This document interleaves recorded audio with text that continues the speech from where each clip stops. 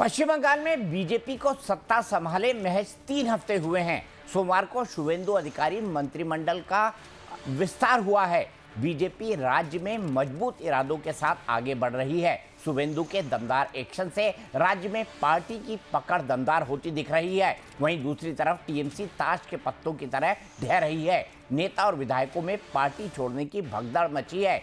इसी बीच टीएमसी सांसद अभिषेक बनर्जी की पिटाई का मामला हो या हुगली में कल्याण बनर्जी पर हमले की बात, टीएमसी में खलबली मची है, जिसे बीजेपी महज सियासी नाटक करार दे रही है। इन सब के बीच 2 जून से ममता बनर्जी खुद कोलकाता की सड़कों पर महाधरने पर बैठने वाली हैं। लेकिन सवाल ये है कि क्या ममता के आंदोलन में पूरी टीएमसी उनके साथ खड़ी होगी या दीदी अकेले ही इस लड़ाई को लड़ेंगी। हालात को देखते हुए सियासी गलियारे में टीएमसी के खत्म होने की आशंका भी जताई जाने लगी है। सवाल अहम है कि क्या ममता बनर्जी पार्टी में बिखराव को रोकने में कामयाब होंगी या फिर शुवेंदु अधिकारी का दावा है कि अब बंगाल में बीजेपी 100 साल शासन करेगी। पश्चिम बंगाल की राजनीति में बीजेपी के सत्ता पर काबिज होने के साथ ही शुवेंदु अधिकारी राज्य को बेहतरीन प्रशासन देने में जुटे हैं। इसी कड़ी में उन्होंने सोमवार को अपनी कैबिनेट का पहला विस्तार किया, जिसमें 35 नए मंत्रियों को राज्यपाल आरएन रवि ने शपथ दिलाई। मंत्रिमंडल में 13 नेताओं को कैबिनेट मंत्री, 3 को राज्य मंत्री स्वतंत्र प्रभार और 19 को राज्य मंत्री बनाया गया। इस विस्तार के साथ बंगाल में शुवेंदु अधिकारी के मंत्रिपरिषद में मंत्रियों की संख्या 41 हो गई है। ऐसे में बंगाल में शुवेंदु अधिकारी एक्शन में हैं। उन्होंने कई बड़े प्रशासनिक और राजनीतिक फैसले लिए हैं।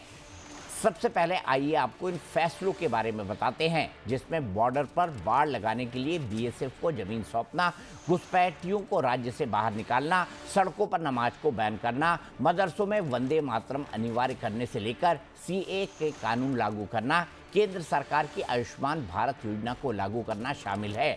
शुवेंदु सरकार ने राज्य में नए केंद्रीय आपराधिक कानूनों को पूरी तरह से लागू करने का फैसला किया है। ये पुरानी आईपीसी और सीआरपीसी की जगह लेंगे, जिसे ममता सरकार ने राज्य में लागू नहीं किया था। इसके अतिरिक्त 1 जून यानी आज से राज्य सरकार की बसों में महिलाओं के लिए यात्रा पूरी तरह से मुफ्त कर दी गई है।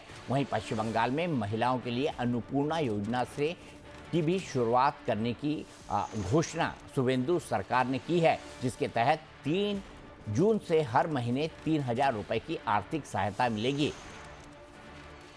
চিট প্রাপকরা প্রত্যেকে পাবেন, তাড়াহুড়া একদম করবেন না। আমরা বুধবার থেকেই ট্রান্সফার করতে শুরু করব এবং প্রতি 7 দিন অন্তর সংশ্লিষ্ট মন্ত্রী বা আমাদের সরকার আপনাদের ব্রিফ করে দেবে যে কত ভেরিফাইড হলো। এখনই তো ধরুন ডেলি 2 লক্ষের বেশি ভেরিফাইড হয়ে যাচ্ছে, মানে জমাটা আমি বলছি না। কিন্তু যারা ভোটারে এসআইআরে এদের নাম বাদ গেছে তাদের মধ্যে সিএ অ্যাপ্লিকেন্ট এবং অ্যাডজুডিকেটেড ট্রাইব্যুনালে যারা আপিল করেছেন তাদেরকে আমরা আপাতত কনসিডার করব যতক্ষণ না পর্যন্ত ট্রাইব্যুনাল বা সিএতে নিষ্পত্তি না হয়। लिहाजा साफ कहा जा सकता है कि बंगाल की बीजेपी सरकार अपने चुनावी वादों को अमली जामा पहनाने में जुट गई है। वहीं टीएमसी अपने ही भंवर में उलझती नजर आ रही है। ममता बनर्जी के भतीजे सांसद अभिषेक बनर्जी की भीड़ ने पिटाई कर दी। ये मामला अभी शांत भी नहीं हुआ कि सांसद कल्याण बनर्जी पर हमले का मामला सामने आ गया। आरोप यह है कि कल्याण बनर्जी के सर में चोट लगी है, लेकिन बीजेपी इसे नाटक बता रही है। इतना ही नहीं, बीजेपी इसे पिछले चुनाव में ममता बनर्जी की चोट की तरह बता रही है। वहीं टीएमसी ऐसे हमले को लोकतंत्र पर हमला बता रही है। अति निंदनीय, अन्यायपूर्ण, डरावना और चिंताजनक। बीजेपी सरकार बंगाल में पूरी तरह से कानून व्यवस्था को ध्वस्त कर दिया है। राज्य सरकार का दायित्व बनता है कि हर व्यक्ति की सुरक्षा को सुनिश्चित रखे, सुरक्षा को बनाए रखे, लेकिन बीजेपी हिंसा और हमला की राजनीति कर रही है बंगाल में। और ये दर्शाता है कि बीजेपी सरकार हिंसा, हमला और इस तरह के भय और अराजकता की राजनीति करके बंगाल के ऊपर राज करना चाहती है। मैं क्योंकि वहाँ पर तो मैं नहीं हूँ, लेकिन जिस ढंग से मैंने देखा, जैसे अभिषेक बनर्जी का है, तो ध्यान में आया कि भाई उनके ऊपर कोई अंडा फेंका या फिर उन्होंने देखे तुरंत टोपी पहने, तो कभी कभी समझ में नहीं आता है, क्योंकि ये लोग नाटक भी तो बहुत करते हैं ना।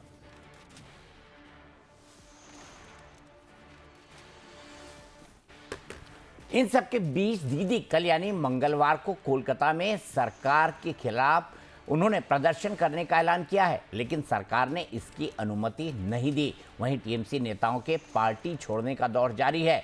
पहले पार्टी के 100 से ज़्यादा पार्षदों ने अपने पदों और पार्टी से इस्तीफा दे दिया।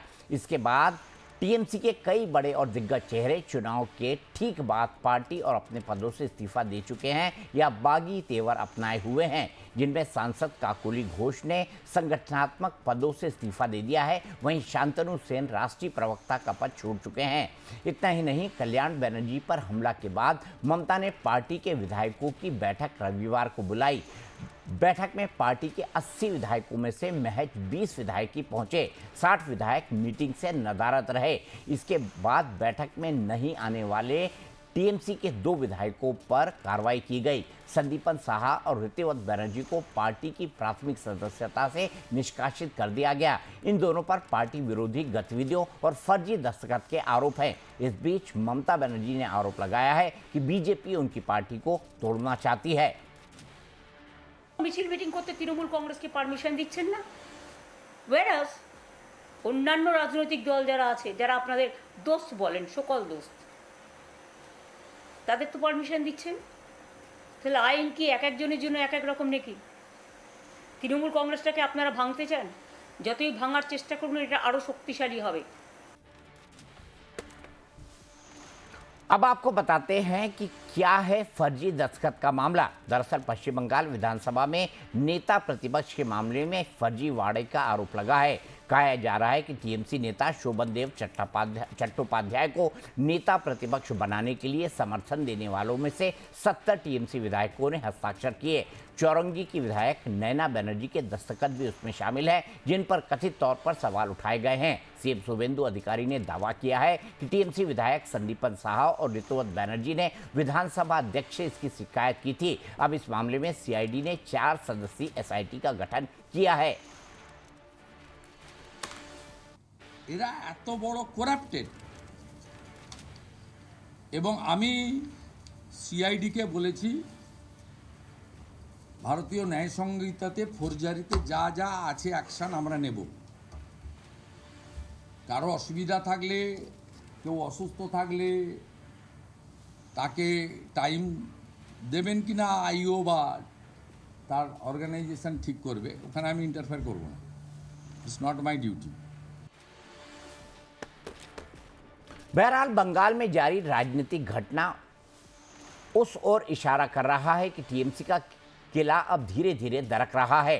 आपसी कलह चरम पर है। अब सवाल ये उठ रहा है कि क्या ममता बनर्जी अपने इस महाधरने वाले आखिरी दांव से पार्टी में मची भगदड़ को रोक पाएंगी, या पार्टी में अकेले रह जाएंगे, या फिर शुवेंदु अधिकारी के बीजेपी के 100 साल वाले शासन वाले दावे बंगाल की नई हकीकत बनने जा रहे हैं।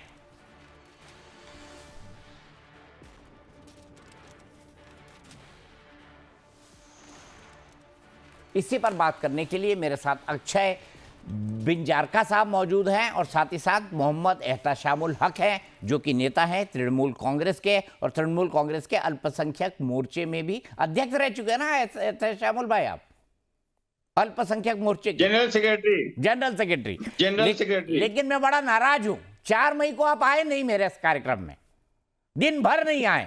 मैं बोलता रहा एहतशामुल भाई को बुलाइए बुलाइए बुलाइए। आपकी 200 पार वाली भी बेकार हो गई, हम फिर से सरकार बनाएंगे ये भी बेकार हो गई, और फिर बाद में आप भाग खड़े हुए मैदान छोड़ के। ये तो गलत बात है ना। मेरा दिल टूट गया है शामुल भाई। व्यस्तता के कारण, सॉरी माफी चाहता हूं। इस बात में व्यस्त होंगे भाई, जहां पार्टी हार रही है तो वहां क्या व्यस्तता होगी? कि आप भी बीजेपी के जैसे कहते हैं ना बीजेपी के नेता कि तृणमूल कांग्रेस वाले हमारे रैली में शामिल हो गए और जय श्री राम के नारे लगाने लगे, आप भी तो नहीं चले गए थे? नहीं, ऐसी बात नहीं है। मैं नहीं गया था। वो 4 तारीख को वो सब जो थे तोलावाज जिसको बोलते हैं ना, जो नए नए लोग हैं वही लोग चले गए थे, जिसको सिर्फ काम पार्टी से प्यार नहीं है, सिर्फ कमाने से प्यार है, रुपया से प्यार है, वैसे ही लोग चले गए थे। दीपक जी ठीक है, मुझे अब ये बताइए कि कल दीदी प्रदर्शन करने वाली थी, लेकिन सरकार ने अनुमति नहीं दी है। इसके बाद भी दीदी क्या घर से बाहर निकलेंगी, प्रदर्शन करने के लिए जाएंगी? क्योंकि हाल ही में जब वो अभिषेक बनर्जी से मिलने उनके घर जा रही थी, खुद पैदल जा रही थी, अगल बगल में ही घर है, आपको पता है, 5 लोग भी दीदी के पीछे नहीं थे। 5 लोग नहीं, ऐसी बात नहीं दीपक जी, बहुत सारे लोग थे, 20-25 आदमी थे। बट लेकिन क्या है कि कल की अनुमति देखिए, नई गवर्नमेंट आई है, अब पता नहीं, अभी तक तो हम लोगों को अनुमति नहीं मिली है, ये सूत्रों के हवाले से खबर है। अब देखिए क्या होता है। हमारी नेत्री ममता बनर्जी ने बोला है कि हम कल रानी रसमनी, जो ऐतिहासिक जगह है जहां प्रोटेस्ट किया जाता है, वहां पे समझ लिए हम लोग प्रोटेस्ट करेंगे। जो परसों की घटना हमारे जो युवा नेता अभिषेक बनर्जी को लेकर के जिस हिसाब से वहां आपने देखा होगा कि जिस हिसाब से उन पर समझ लिए अंडे फेंके गए, उसके बाद में पत्थर फेंके गए। अगर डायरेक्ट उनके सर पर लगता तो बहुत कुछ हो सकती थी। एक मेंबर ऑफ पार्लियामेंट, अभी नई सरकार जो वादा किए थे लोगों से, पश्चिम बंगाल के लोगों से दीपक जी वादा किए थे कि बदला नहीं, हमें बदलाव चाहिए, लेकिन समझ लिए ये तो बदले की भावना से जिस हिसाब से वहां एक मेंबर ऑफ पार्लियामेंट हमारे कार्यकर्ता से मिलने के लिए जाते हैं, उनके माता पिता से, और वहां समझ लिए वो सुरक्षित नहीं रहते हैं और उनके ऊपर में हमला होता है, अंडे से होता है, डंडे से होता है और पथराव होता है। खासकर जो उसमें 4-5 भारतीय जनता पार्टी के कार्यकर्ता, आकाश गायन नाम का एक कार्यकर्ता, एक अभिजीत विश्वास नाम का एक कार्यकर्ता, एक सुष्मिता दत्ता जो महिला कार्यकर्ता थी, और एक अविनीशा मलिक जो महिला समझ लिए ये कार्यकर्ता थे। तो ये बहुत ही दुर्भाग्यपूर्ण है, ये जनता इस तरह की भय। अच्छा ये बताइए जो हक है, साहब, जनता ये ने जब तमाम विरोध नाम किया है, लेके अभिषेक बनर्जी ने क्या नामजद एफआईआर कराई? देखिए ये एफआईआर की बातचीत चल रही है। अब देखिए अरे ये बात हमला मैं हो आपको गया, कहना चाह रहा वो हूं, गए, लेकिन लौट भी आए, अब बातचीत चल रही है, बाद में आपको नाम मालूम पड़े क्या है 3? नहीं, ये नाम तो समझ लिए पूरा आपको फुटेज में देखा गया, वीडियोग्राफी देखा गया। अब आप एक दीपक चौरसिया है, मैं एक मोहम्मद एहतसामुल हक हूं, और मैं कहीं अगर भीड़ में रहूंगा तो मेरी तस्वीर तो सामने आएगी। उस हिसाब के आधार पर समझ लिए 5 आदमी समझ लिए इन लोगों के जो थे वो भारतीय जनता पार्टी के कार्यकर्ता थे, ये स्पष्ट रूप से। लेकिन मैं एक बात कर रहा हूं, जनता ने जनादेश आज आपको दिया है, भारतीय जनता पार्टी को जनादेश दिया है, तो ये बात तो फिर वही हो गई। ये बात तो फिर वही हो गई कि भय वाली राजनीति पश्चिम बंगाल में इस हिसाब से एक मेंबर ऑफ पार्लियामेंट भी सुरक्षित नहीं रहेंगे। तो ये तो, और देखिए कल देखिए कल्याण बनर्जी के ऊपर में भी समझ लिए वो क्या है, काले फ्लैग दिखाया गया। तो ये ने कहीं समझ लिए इस तरह की उम्मीद नहीं थी भारतीय जनता पार्टी के नेताओं से, भारतीय जनता पार्टी के लोगों से, भारतीय चलिए जनता पार्टी अच्छा के है बड़े हक बड़े साहब, जो आपको कहे नेता बीजेपी लोग। से आप उम्मीद तो रखते हैं, बीजेपी से आप उम्मीद तो रखते हैं, बिल्कुल। बीजेपी वाले तो टीएमसी से बिल्कुल, कोई उम्मीद बिल्कुल। नहीं रखते थे। लेकिन अक्षय जी बताइए, ये कल्याण माफ कीजिएगा, ये जो ममता बनर्जी के भतीजे अभिषेक बनर्जी ये कह रहे हैं कि बीजेपी के कार्यकर्ताओं ने पीटा है, और अगर आपकी सरकार वहां पर है, आप बदला नहीं बदलाव की राजनीति करते हैं, तो अभिषेक बनर्जी की पिटाई आपकी शासन में, आपकी कानून व्यवस्था में कैसे हो गई? देखिए दीपक जी, सर्वप्रथम मैं ये चीज बोलूंगा कि बीजेपी किसी भी हिंसा और हिंसात्मक गतिविधियों का सपोर्ट नहीं करती। और दूसरी बात कि बंगाल पुलिस अब बीजेपी मुख्यालय से नहीं चलती, और बंगाल पुलिस टीएमसी के मुख्यालय से जैसे चलती थी वैसे अब नहीं चलती है। उसको पूरा अधिकार है, पूरा उसको छूट दी गई है, वो मामले की जांच कर रही है, आरोपी पकड़े भी गए, नंबर 1। नंबर 2, जैसा कि अभी टीएमसी के प्रवक्ता बोल रहे थे, वो बोलने बोलने में ये बोल गए कि जनता ने ये भय मुक्त शासन के लिए दिया है। ये तो फिर वही बात हो गई, फिर वही बात हो गई, मतलब क्या है? इसका मतलब ये है कि वो भी जानते थे कि 15 साल से बंगाल में क्या हो रहा था। तीसरी बात मैं इसमें कहना चाहूंगा कि आपने 4 मई के पहले अभिषेक बनर्जी का भाषण सुने थे। वो देश के गृह मंत्री को धमकी देते थे कि अगर हिम्मत हो तो 4 बजे के बाद 4 तारीख को 12 बजे के बाद बंगाल में रहिए, डीजे बजाऊंगा। कल्याण बनर्जी जिनकी आप बात कर रहे हैं, वो तो एक नामी एक्टर हैं, वो आपको पता होगा, संसद में मिमिक्री करते हैं। और किस तरह की मिमिक्री करते हैं अभद्र, और अपने महिला नेताओं के साथ किस तरह का उनका व्यवहार है वो भी टीवी पे आ चुका है। तो वो ये बोलते थे कि गृह मंत्री के जो ऊपर सर का जो हिस्सा है उसको मैं हरा कर दूंगा। इस तरह के भाषण नेता देते थे, बड़े बड़े सांसद देते थे तृणमूल के। रही रही बात की, जैसा कि अभी प्रवक्ता टीएमसी बोल रहे थे कि उन्हें कम से कम हमसे अपेक्षा तो है, और बंगाल की जनता को तो तृणमूल से कुछ अपेक्षा नहीं थी, इसीलिए उन्होंने उसको तृणमूल को शासन से बाहर फेंक दिया। अब रहती है बात कि इस तरह के हमलों की, देखिए आप एक अभिषेक बनर्जी कोई छोटे मोटे मंडल के अध्यक्ष और जिला के अध्यक्ष तो है नहीं, वो तो एक बहुत बड़े चेहरे हैं, और एक तरह से कहें तो दूसरे नंबर के, और अभी के चुनाव में तो पहले नंबर के चेहरे हैं। आप सोचिए कि इतना बड़ा नेता किसी के यहाँ जाता है, वहां पे जो टीएमसी के पूर्व एमएलए हैं वो भी स्थान पे नहीं होती है। उसके अलावा टीएमसी के कार्यकर्ता कहाँ गए, डायमंड मॉडल कहाँ गया, डायमंड हार्बर से वो 10 लाख वोटों से जीतते हैं, 7-8 लाख वोटों से जीतते हैं। 12 तो लाख से ये जो जीते भाई इतनी पिछली बार, पब्लिक, 12 लाख सॉरी वोट से। 12 लाख वोटों से जीतते हैं। अरे आप तो भी इतना क्या जो अक्षय जी है, पब्लिक का आप लोग जीत गए तो आपने फैक्ट्स याद करना भी छोड़ दिया क्या? आपको यही नहीं पता देखिए, अभिषेक बनर्जी 12 लाख वोटों से जीते? मैं आपको ये बस कहना चाहता हूं कि जब इतने मैसिव हीरो हैं, जब इतना पब्लिक सपोर्ट है, तो वो जब किसी जगह पे जा रहे थे तो वहां पर उनके तृणमूल के कार्यकर्ता नहीं थे। अच्छा, रही बात की जितनी भी वीडियोग्राफी है, जितने भी संवाददाता थे, वो सब वहां पे देख रहे हैं कि किस तरह की नाटक नौटंकी हो रही है। किसी को अंडे लगने से क्या उसको आईसीयू में भर्ती कर लिया जाता है? किसी को अंडे लगने से उसका ब्रेन हेमरेज हो जाता है? ऐसा कुछ भी नहीं होता। ये सब बनी बनाई इनकी बनावटी बातें हैं। आपने पिछले इलेक्शन में भी देखा होगा, ममता बनर्जी व्हील चेयर पे घूमती थी, एक पैर अपना तुड़वा के, और सिंपैथी वोट के कारण उन्होंने ये चीज किया था। अभिषेक बनर्जी जिस तरह से अघोषित डॉन मैं बोल रहा हूँ वेस्ट बंगाल के, ये सबको पता है कि कट मनी का सारा पैसा कहाँ जाता था, सिंडिकेट सिस्टम कौन चलाता था। छोटे छोटे काउंसलर के 100-100 करोड़ रुपए पकड़ा रहे हैं, उनका राजमहल पकड़ा रहा है। इनका नेता कौन था? बंगाल में गुंडागर्दी कहाँ से चलती थी? क्या सरकार चलाती थी कि पार्टी चलाती थी? तो अभिषेक बनर्जी क्या है ये बंगाल की जनता बहुत अच्छे से जानती है। और जो वो नाटक कर रहे हैं ना, वो हॉस्पिटल में स्ट्रेचर पे लेट के फिर अगले दिन तुरंत में वो व्हील चेयर पे आ जाते हैं, रास्ते में घूमने लग जाते हैं। और आप किसी भी डॉक्टर के पास जाएंगे, आप मान लीजिए आपका कोई कोर्ट में केस है तो आप वकील के पास ही जाएंगे ना। तो अगर आपकी तबीयत खराब हुई है तो आप डॉक्टर के पास ही जाएंगे। तो डॉक्टर अगर आपको दवाई लिख देता है, बोलता है भैया तुम ठीक ठाक हो, आराम से चल के घर जा सकते हो, लेकिन फिर भी नाटक का ये स्थिति है, नहीं नहीं हमको तो एडमिट कीजिए। और अगर एडमिट नहीं करते हैं तो वहां का जो प्रशासन है, जो वहां के सीईओ हैं, उनको ममता बनर्जी धमकाती है, रिकॉर्डिंग है मीडिया में, ममता बनर्जी धमकाती है कि जब हमारी सरकार आएगी, केंद्र में सरकार भाजपा की जाएगी तो हम देख लेंगे। तो ये तो स्थिति है तृणमूल की। अभी भी उनकी आदत ठीक नहीं हुई है, लेकिन मैं बताना चाहता हूं आपके माध्यम से, अब इसको सुधार लीजिए। ये धमकी की भाषा, ये गुंडागर्दी, ये आइन से चलेगा, ये शासन आइन से चलेगा, ये ठीक है, आपके पार्टी के आइन से नहीं चलेगा। अब इस ठीक आदत है, को सुधार लीजिए। आदत को सुधार लीजिए। क्या एहतशामुल हक, हार को आप हजम नहीं कर पा रहे, या हार हो गई है इसको आप मानना ही नहीं चाहते?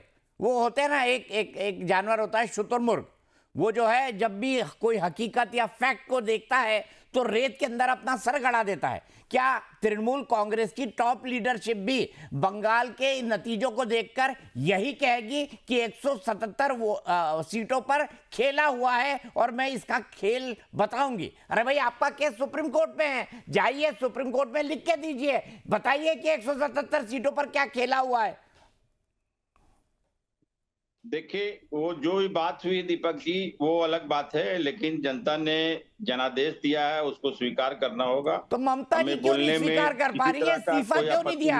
हक साहब को पता है, लेकिन ममता दीदी को ये बात नहीं पता।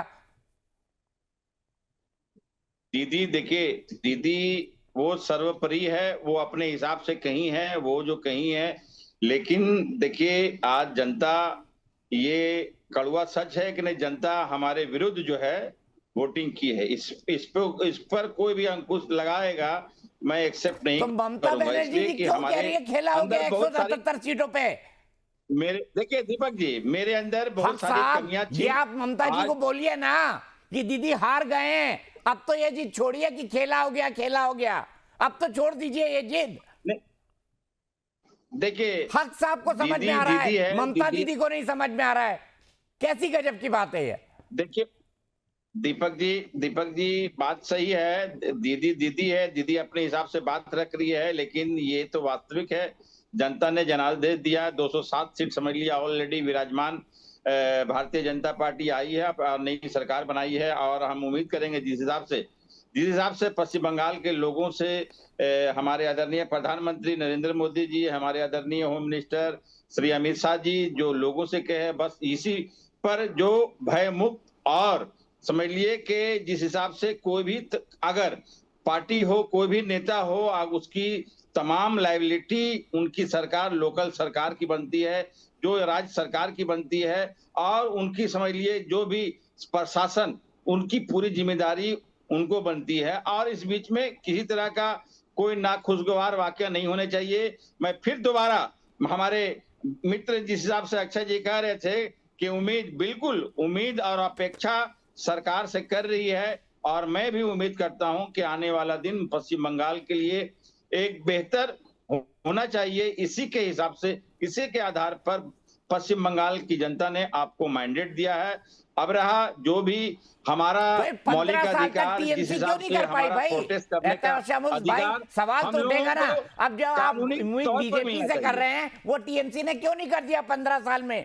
बंगाल में खुशहाली क्यों नहीं आई? बंगाल में इंडस्ट्री क्यों नहीं आई? बंगाल में जो है वो संघर्ष और झगड़े क्यों हुए हैं? बंगाल के अंदर क्यों राजनीतिक हिंसा होती रही? बंगाल के अंदर घुसपैठिए क्यों आते रहे? बंगाल के अंदर बीएसएफ को और केंद्र सरकार को बाढ़ लगाने के लिए जो है वो जगह ममता दीदी ने क्यों नहीं की? ये काम तो आप भी कर सकते थे ना। फिर 20 साल मुख्यमंत्री रहते, 25 रहते। कहीं न कहीं हमारी गलती थी, तो आज हमको जनता ने समझ लिए विपक्ष में बैठाया, ये तो स्पष्ट है। कहीं न कहीं तो हमारी गलती थी दीपक जी। इस वजह कर जनता ने हमें विपक्ष में बैठाया। हम जनता का इसको हम एक्सेप्ट कर रहे हैं और एक्सेप्ट करेंगे, इसलिए कि जनता ने जो जनादेश दिया भारतीय जनता पार्टी को, हम फिर से हमारे अंदर क्या कमी थी हम उस पर रणनीति बनाएंगे। हम मंथन करेंगे आने वाले 5 साल के बाद में। कैसे फिर मंथन से करेंगे? हम आपके एमएलए जनता तो के ममता पास दीदी के जाएंगे। घर कालीघाट में आ ही नहीं रहे, नेता भी नहीं आ रहे हैं, मीटिंग कैंसिल करनी पड़ रही है, आप नेता भी नहीं जा रहे आने का कालीघाट। सबब तो बता दिया आपको दीपक जी, नहीं आने का तो सबब बता दिया। सारे लोगों में आक्रोश है, सारे लोगों में डर है, नेता लोग डर से निकल नहीं पा रहे हैं, इस वजह करके अच्छा, डर रहे हैं ना लोग अटेंड टीएमसी के नहीं कर नेता? पाए हैं, वरना